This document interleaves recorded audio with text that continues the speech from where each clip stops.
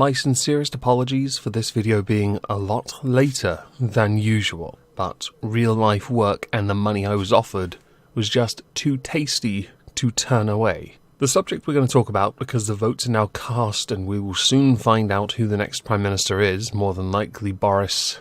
Sorry, Jeremy Hunt, you're just not good enough. Is going to concern those that currently work within the government. Philip Hammond and Alan Duncan. Philip Hammond is the current Chancellor of the Exchequer.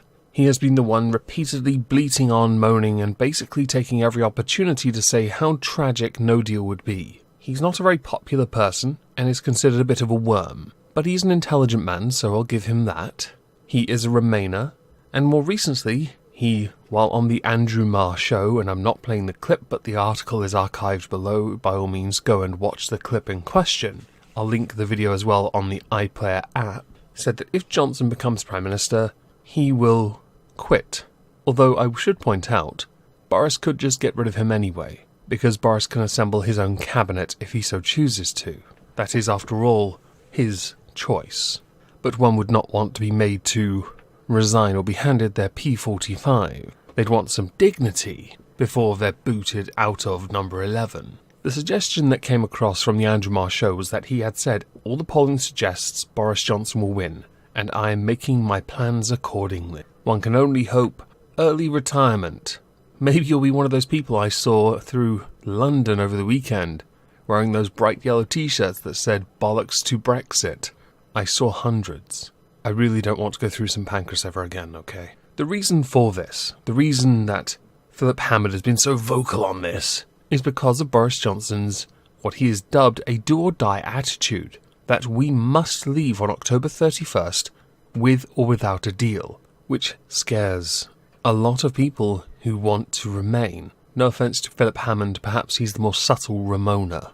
He did concede that the situation would be more complicated if Hunt won, because he also would not rule out no deal, with Parliament doing everything it can to prevent any possibility of no deal happening, which is astonishing really, because it has been said many times, no deal is not an option, no deal is a legal default. It is not something one chooses, it is something that happens should no deal be agreed upon. Philip Hammond believes we will need another extension when the new Prime Minister is installed to negotiate, should there be a renegotiation, a new deal. Up to 2 years, many believe.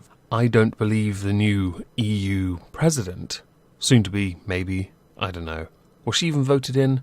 Ursula von blah blah, will want to try and convince all the other 27 odd member states, maybe more, I can't remember, to give more time to negotiate a deal when they themselves, the member states, and of course the presidents of the respective departments, have already said this deal, Tusk, Barnier and Juncker, have said that this deal is the very best deal. Now, of course, many should point out it is the very best deal for them, so understandably they don't want to renegotiate it.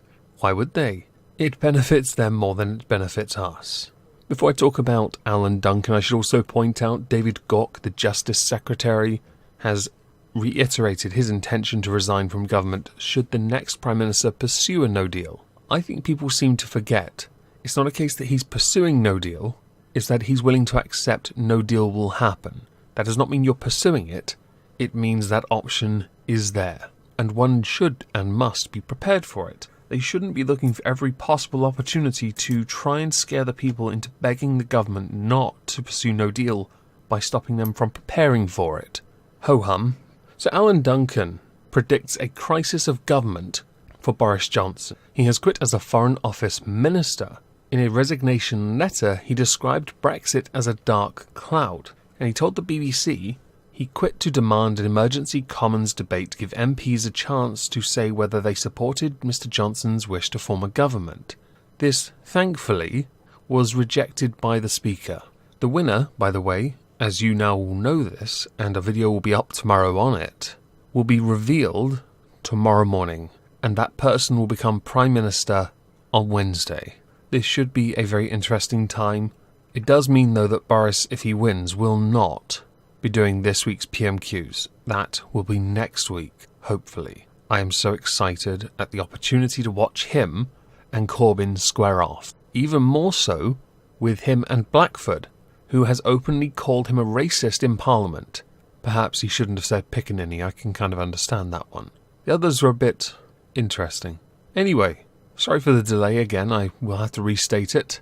I will now go and work on the main channel video, torn between 3 subjects. Should be interesting. See you all tomorrow.